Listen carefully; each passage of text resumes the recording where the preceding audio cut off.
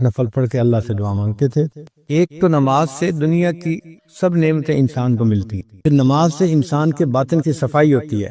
اللہ تعالیٰ فرماتے ہیں ان الصلاۃ تنہی عن الفحشاء والمنکر، کہ نماز انسان کو فحش کاموں سے اور برے کاموں سے روکتی۔ اب ہم نماز بھی پڑھ رہے ہوتے ہیں، برے کام بھی کر رہے ہوتے ہیں۔ اس کی وجہ کیا کہ ہماری نماز صحیح معنوں میں نماز ہی نہیں ہوتی، ہم اٹھک بیٹھک کر رہے ہوتے ہیں، غفلت کی نمازیں پڑھ رہے ہوتے ہیں۔ اللہ تعالیٰ ارشاد فرماتے ہیں اقم الصلاۃ لذکری، نماز قائم کرو میری یاد کی خاطر۔ اور ہماری نماز میں تو دکان کا کام کاروبار چل رہا ہو، ادھر ادھر کے خیالات کا سلسلہ جاری ہوتا ہے، تو ایسی نماز پھر تاثیر نہیں لا پاتی۔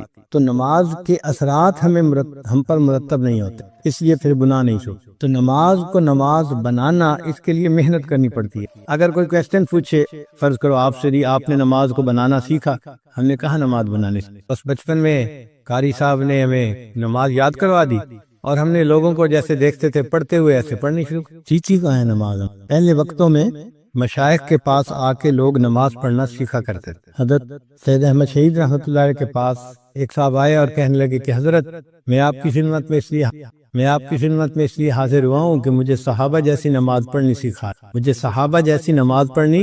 سکھا دیں۔ نبی علیہ السلام نے صحابہ کو سکھایا اور صحابہ نے آگے امت کو۔ چنانچہ اللہ کے محبوب صلی اللہ علیہ وسلم نے کھڑے ہو کے صحابہ کو نماز پڑھ کے دکھائی، فرمایا صلو کما رأیتمونی اصلی، تم جیسے مجھے دیکھ رہے ہو نماز پڑھتے ہوئے اس طرح نماز پڑھو۔ تو ظاہری صورت تو ہم نماز کی بنا لیتے ہیں، لیکن نماز کے اندر اللہ کی طرف کس طرح دھیان ہونا چاہیے، کس طرح دنیا سے ہمیں کٹ کے نماز پڑھنی چاہیے، وہ ہمیں سمجھ نہیں ہوتی۔ اور دنیا کی محبت اتنی ہمارے دلوں میں ہوتی ہے کہ وہ ہماری جان نہیں چھوڑتی۔ نماز میں بھی دنیا کا خیال۔ ایک بزرگ سے کسی نے پوچھا حضرت آپ کو نماز میں دنیا کا خیال آتا ہے؟ انہوں نے فرمایا وہی، نہ دنیا نہ نماز میں آتا ہے، نہ نماز کے بغیر آتا ہی نہیں۔ اب ہم اگر چاہتے ہیں کہ نماز کے اندر ہماری حضوری بن جائے، اس کے لیے ہمیں کثرت ذکر کرنی پڑے۔ آپ حیران ہوں گے جی کہ ذکر کا کیا تعلق نماز کی یکسوئی کے ساتھ؟ ذکر سے انسان کو یکسوئی ملتی ہے، اور وہ یکسوئی، وہ کنسنٹریشن پھر نماز میں کام آتی ہے۔ اس کو ایک مثال سے سمجھیں۔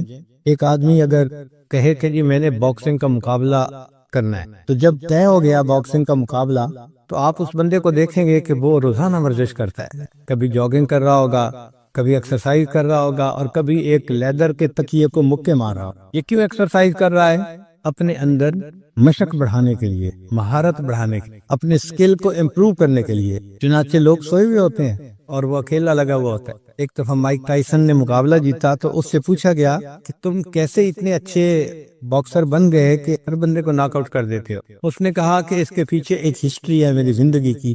میرے گھر والے آرام کی نیند سو رہے ہوتے تھے، اور برف باری کے ہے، اس کو نہ پڑھنے پر بہت بڑی سزا ملتی ہے۔ اس نے اختیار نہیں ہے بندے کا کہ جی کوئی پڑھے یا کوئی نہ پڑھے، وہ ہر ایک کو پڑھنے ہیں، چاہے کوئی عام آدمی ہے، کوئی ولی ہے، کوئی صحابی ہے، سب کو پڑھنے ہیں۔ تو فرض کہتے ہیں لازم جو ہوتی ہیں، البتہ اس کے بعد کچھ اور بھی نمازیں ہوتی ہیں جن کو ہم سنت کہتے ہیں، وہ نبی علیہ الصلوۃ والسلام نے پڑھی ہیں، اور نبی علیہ الصلوۃ والسلام سے محبت کا تقاضا یہ ہے کہ ہم بھی ان کو پڑھیں، ان کا اجر بھی بہت۔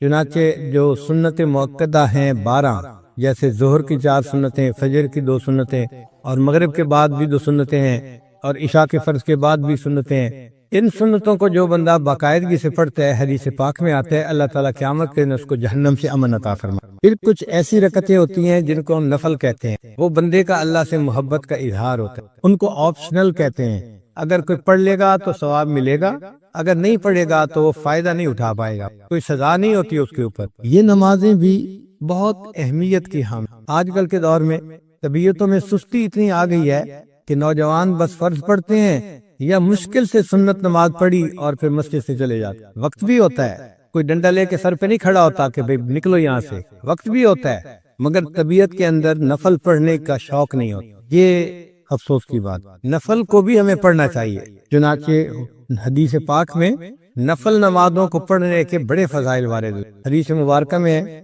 کہ جو بندہ فجر کے بعد اپنی جگہ پر بیٹھا رہے، فجر کی نماز کے بعد، اور ذکر اذکار کرتا رہے حتیٰ کہ سورج طلوع ہو جائے، پھر اس کے بعد وہ اگر 2 رکعت اشراق کی نماز پڑھے گا تو اس کو 1 حج اور 1 عمرے کا ثواب عطا ہو۔ اور صحابی کہتے ہیں کہ نبی علیہ السلام نے جب یہ فرمایا تو 3 دفعہ کہا کہ مکمل مکمل مکمل، یعنی حج اور عمرے کا ثواب تھوڑا نہیں ملے گا، مکمل حج مکمل عمرے کا ثواب ملے گا۔ حیران ہوتے ہیں حج کرنا تو ایک مشقت والا کام ہے اور بڑا ٹائم لگتا ہے اور پیسے لگتے ہیں، وقت لگتا ہے، اور یہاں 2 رکعت پہ حج کا ثواب مل گیا، عمرے کا ثواب مل گیا۔ تو علماء نے بات سمجھائی کہ دیکھو، ایک ہوتا ہے ضابطہ اور ایک ہوتا ہے رابطہ۔ رابطہ تو ہوتا ہے کہ ایک روٹین بنی ہوئی ہے، اس کے مطابق کچھ کام کرنے پر اس بندے کو کوئی چیز دے دی، اور رابطہ اس کے تعلق کے اوپر ہوتا ہے۔ اب اس کی مثال یوں سمجھیں کہ آپ کے ہاں ایک مزدور کام کرتا تھا اور آپ اس کو روزانہ کے 500 روپے دیتے تھے مزدوری کے۔ ایک دن وہ غمزدہ سا بیٹھا ہوا ہے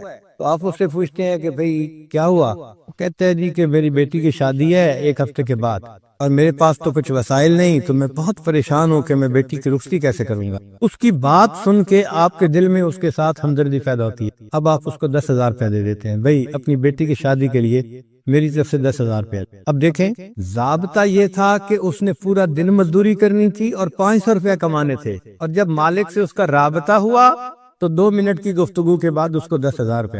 تو فرض نمازوں پہ انسان کو ضابطے کے مطابق اجر ملتا ہے، بہت زیادہ ہوتا ہے وہ بھی، لیکن جو فرضوں سے بھی آگے بڑھ کے کام کرتا ہے تو اللہ تعالیٰ کو اس پہ پیار آتا ہے، اور پھر بڑوں کی دین ہمیشہ بڑی ہوتی ہے۔ اللہ تعالیٰ اس بندے کو اپنے خزانوں سے دیتے ہیں اور بڑا انعام عطا فرما۔ آپ کے گھر میں ڈرائیور ہے، ایک دن وہ آپ کے پاس شہد کی بوتل لے کے آ گیا، وہ جی ہمارے گاؤں میں درخت کے اوپر شہد کا چھتا لگا ہوا تھا، کل ہم نے اتارا، چونکہ چھوٹی مکھی کا شہد تھا اور خالص تھا تو میں نے سوچا میں آپ کے لیے لے کے آتا۔ اب وہ شہد کی ایک بوتل لایا، لیکن آپ کے دل میں اپنی جگہ بنا کے چلا گیا کہ آپ نے سوچا کہ اچھا یہ مجھ سے اتنا تعلق رکھنے والا ہے کہ اس کو یہ خیال تھا کہ یہ شہد میں اپنے مالک کو دوں گا تاکہ وہ ناشتے میں استعمال کرے۔ وہ شہد لانا اس کے لیے ضروری نہیں تھا، محبت کا اظہار تھا، لیکن اس محبت کے اظہار کی وجہ سے آپ کا تعلق اس کے جڑ گیا، اس نے آپ کے دل میں جگہ بنا لی۔ اسی طرح نوافل آپشنل ہوتے ہیں، لیکن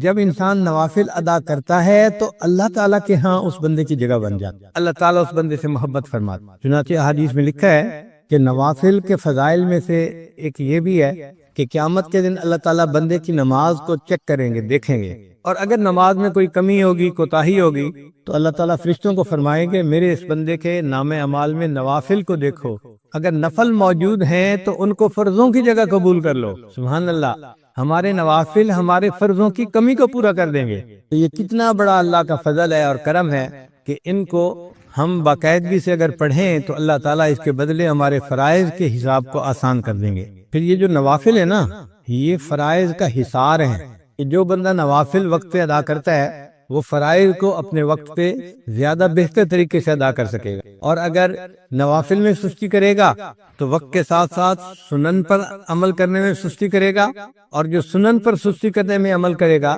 اللہ تعالیٰ اس کو فرائض سے محروم فرما دیں گے، اور جو فرائض سے محروم ہو گیا وہ انسان بدبخت اور شقی بن۔ تو نوافل حصار ہیں انسان کے